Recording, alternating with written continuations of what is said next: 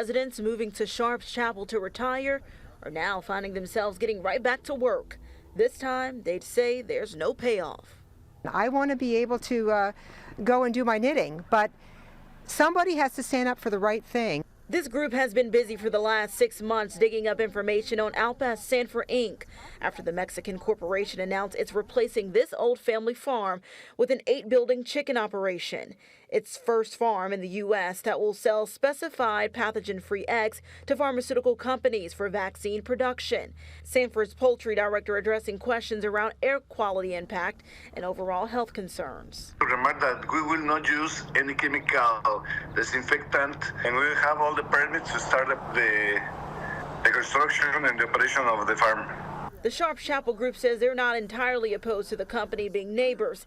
It's the idea of several million pounds of chicken manure a year they're bringing along. As you can see, there is a lot of standing water, and it's not always there. It's because we've had a lot of rainfall. Where does that standing water go? It goes back into the ground and affects the water table. Sanford's poultry director says the manure will not touch the ground and will instead be stored in large containers. Specialists will then remove the waste from the site, a process raising more eyebrows. But still, in the state of Tennessee, there are no regulations that make them release the information on where that manure is going.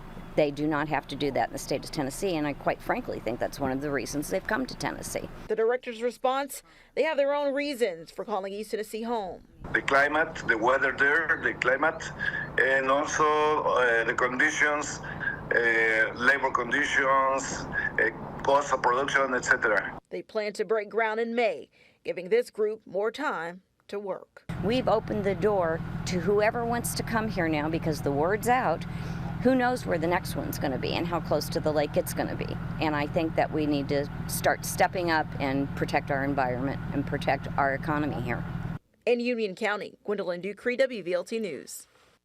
Norris Lake generally accepted as the cleanest lake we have here in East Tennessee, generally. Representatives for Sanford say they won't have governmental regulations, but they'll take guidance from the USDA and biologists at the University of Tennessee.